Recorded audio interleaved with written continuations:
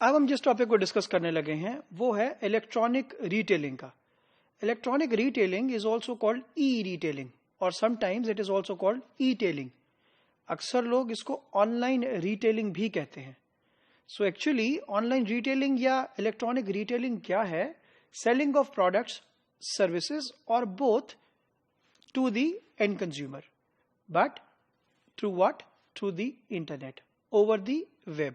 यानी कि आप प्रोडक्ट सेल कर रहे हैं, सर्विसेज सेल कर रहे हैं या दोनों सेल कर रहे हैं एंड कंज्यूमर को, और अगर ये सारा कुछ आप कर रहे हैं over the web, over the internet, तो एक्चुअली आप ई टेलिंग का पार्ट हैं, आप ई रिटेलिंग का पार्ट हैं। नॉर्मली जो ई रिटेलिंग है ये B2C कॉन्सेप्ट के ऊपर वर्कआउट करता है, यानी कि product is been sold to customer by the business. बल्कि आज के दिन के अंदर अगर मैं बात करता हूं सो एक नया मॉडल इमर्ज हुआ है विच इज B2C2C मॉडल। तो इस केस के अंदर नॉर्मली आपको ऑनलाइन रिटेलिंग में ये बात ज्यादा नजर आएगी, बिकॉज बिजनेस सेल कर रहा है product to the consumer and consumer is selling this product to another consumer also. So this is what B2C2C model, where the product has been sold by a business to a consumer and then a consumer to another consumer. और ये possible हो रहा है through this online retailing model. हमारे पास कुछ challenges मौजूद हैं जो कि specifically with respect to, अगर मैं पाकिस्तान की बात करता हूं ऑनलाइन रिटेलिंग के हवाले से, so we can discuss quickly one by one. सबसे पहला चैलेंज हमारे पास है अगर हम बात करते हैं सो वो है लेट्स से लॉजिस्टिक सर्विसेज के हवाले से, या हम बात करते हैं शिपमेंट सर्विसेज के हवाले से। सो लॉजिस्टिक सर्विसेज के हवाले से जिस तरीके से कंट्रीज लाइक पाकिस्तान को बहुत ज्यादा ऑर्गेनाइज्ड सर्विसेज मौजूद नहीं है, तो इस तरीके से कस्टमर को जो सबसे पहला चैलेंज नजर आता है, जो रिटेलर को सबसे पहला चैलेंज नजर आता है कि वो किसको अच्छा पार्टनर चूज करे, किस लॉजिस्टिक सर्विसेज को, के प्रोडक्ट जो है वो कस्टमर तक आसानी से पहुंच जाए। इसी तरीके से कैश ऑन डिलीवरी का मॉडल आज के दिन में ऑनलाइन रिटेलिंग में वन ऑफ द चैलेंजेस कि जो पेमेंट सोल्यूशन है वो बहुत रिस्ट्रिक्टेड, बहुत लिमिटेड है। क्रेडिट कार्ड, डेबिट कार्ड और मेजॉरिटी केसेस के अंदर 90% केसेस के अंदर it is cash on delivery, which means customer पे करना चाहता है जब प्रोडक्ट उसके पास पहुंच जाए। पहले वो प्रोडक्ट को देखना चाहता है और फिर प्रोडक्ट को पे करना चाहता है। ही इज नॉट श्योर कि अगर वो पहले पे कर देगा तो बाद में प्रोडक्ट के रिसीव भी होगी या प्रोडक्ट मौसूल नहीं होगी। तो वो कॉन्फिडेंस लेवल जो है वो मिसिंग है ऑनलाइन बिजनेस के हवाले से।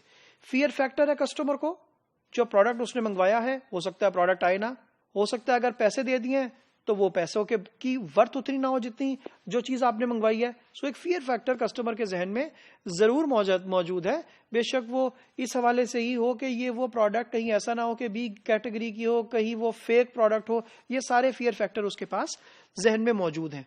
फिर टच एंड फील फैक्टर की बात करते हैं। ये बात इंटरनेशनली भी एप्लीकेबल है और पाकिस्तान के अंदर भी एप्लीकेबल है कि कस्टमर आज के दिन में भी पाकिस्तान में still he wants to go with the family and still he wants to go and touch the product, feel the product and then want to buy it. Customer सिर्फ ऑनलाइन के ऊपर बाय करके उसकी कोई बहुत ज्यादा तसल्ली नहीं होती। जिस तरह मैंने शूज की एग्जांपल पहले डिस्कस की है, जिसके अंदर कस्टमर अगर ऑनलाइन बाय करता है तो शायद उसको उस तरीके से वो कंफर्ट या कन्वीनियंस फील नहीं करता कि शायद जो मैंने मंगवाया है वो पता नहीं मुझे उस तरीके से मौसूल हो या ना हो, क्योंकि उसने उसको प्रॉपर फिट करके पहन के नहीं देखा, चल के नहीं देखा, तो शायद वो कंफर्टेबल जो है वो नहीं हो सकेगा। Tax structure is one of the challenges, क्योंकि ऑनलाइन बिजनेस के हवाले से taxation of the product, taxation structure services के ऊपर is a big challenge. Online security, for example अगर कस्टमर जो है वो अपना क्रेडिट कार्ड या डेबिट कार्ड के थ्रू पेमेंट करने जा रहा है किसी भी ऑनलाइन सर्विसेज के हवाले से ऑनलाइन रिटेलर को, तो ही इज नॉट श्योर कि क्या जो मैं अपनी डिटेल्स प्रोवाइड कर रहा हूं वो सारा कुछ सिक्योर भी है या नहीं है। क्योंकि अगर वो सारा कुछ सिक्योर नहीं है तो इस केस के अंदर ये उसके लिए बहुत बड़ा चैलेंज है। ऑनलाइन ट्रांजेक्शन इटसेल्फ, कस्टमर बहुत ज्यादा इक्विप नहीं है, बहुत ज्यादा नॉलेज नहीं रखता, तो स्टिल उसकी एग्जीक्यूशन भी उसके लिए चैलेंज बन जाती है। Last part is the poor knowledge and awareness. Customer को बहुत ज्यादा इक्विप नहीं है, को बहुत ज्यादा पढ़ा लिखा नहीं है, स्टिल एजुकेशन लेवल, इंटरनेट का एक्सेस, सारी बातें मौजूद हैं, लेकिन कस्टमर को स्टिल अवेयरनेस की जरूरत है कि वो ऑनलाइन कॉन्सेप्ट के ऊपर, ऑनलाइन रिटेलर से ई टेलिंग कॉन्सेप्ट के ऊपर प्रोडक्ट्स को बाय कर सके। कुछ एक्टिविटीज हमारे पास हैं जो कि नॉर्मली ई रिटेलिंग के हवाले से आपको ज्यादातर नजर आएंगी। सबसे पहली बात, social media. Majorly business drive हो रहा है टू द सोशल मीडिया आज के दिन में। पाकिस्तान की बात करें या इंटरनेशनली बात करें, बेशक वो पिंटरेस्ट है, बेशक वो कोई और इदारा है, बेशक कोई और ऐप है जो कि कस्टमर को कन्विंस कर रही है, बेशक वो फेसबुक मैसेंजर है, कन्विंस कर रहा है बाय करने के लिए प्रोडक्ट को।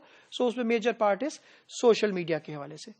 Delivery is one of the major activity online business के हवाले से। Delivery via drone is a recent trend, हमने ट्रेंड्स के अंदर भी इसको डिस्कस किया इससे पहले भी। लेकिन one of the key activities जो कि जरूरी है is the delivery of the product. Customer ये नहीं चाह रहा कि वो प्रोडक्ट को किसी ना किसी तरीके से आए और आके खुद पिक करके लेके जाए। तीसरा, ऐप ओनली अप्रोच। बहुत सारे ई रिटेलर ऐसे हैं जो कि वेबसाइट के साथ ऑपरेट नहीं कर रहे हैं, they have only apps available, और बहुत तेजी से उस बिजनेस को ग्रो करा रहे हैं। तो this is one of the important part also. फिर जिस तरीके से गूगल ने एक स्टार्ट किया बाय नाउ का button, this is also encouraging online retailing activity.